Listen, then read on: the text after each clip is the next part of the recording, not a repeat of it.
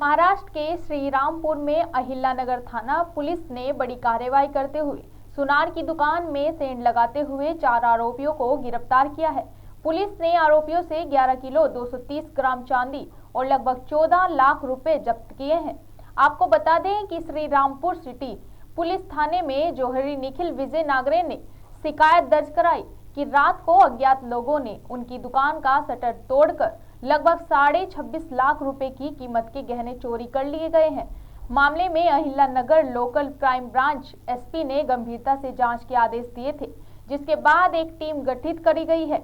मामले में पुलिस अधिकारियों ने घटनास्थल का दौरा कर सीसीटीवी फुटेज की जांच करने के बाद चोरी के आरोप में जालना निवासी गोपी सिंह टाक और साथी को गिरफ्तार किया। श्रीरामपुर सिटी पुलिस थाने में आरोपियों से गहन पूछताछ की। इसमें आरोपियों ने चोरी करना स्वीकार किया।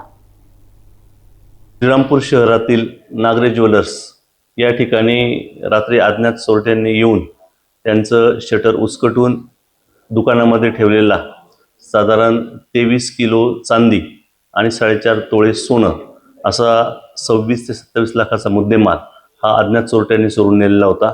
त्याप्रमाणे श्रीरामपूर शहर पोलीस स्टेशनला गुन्हा दाखल करण्यात आलेला होता। जिल्ह्याचे पोलीस अधीक्षक श्री सोमनाथ घारगे सर यांनी स्थानिक गुन्हे शाखेला तपासाच्या सूचना दिल्या होत्या। त्याप्रमाणे PSI सालगुडे आणि त्यांच्या टीमने तांत्रिक विश्लेषण तसेच सीसीटीव्ही फुटेज आणि इतर साक्षीदार यांच्या मदतीने अतिशय कौशल्याने तपास करून जालना शहरातील गोपी सिंग टाक व त्याचे इतर 3 साथीदार अशा एकूण 4 आरोपितांना ताब्यात घेण्यात आलेला आहे। त्यांच्याकडनं साधारण 12 किलो चांदी, 4 ग्रॅम सोनं व गुन्ह्यात वापरलेलं होंडा सिटी वाहन हे जप्त करण्यात स्थानिक गुन्हे शाखेला यश प्राप्त झालेलं आहे।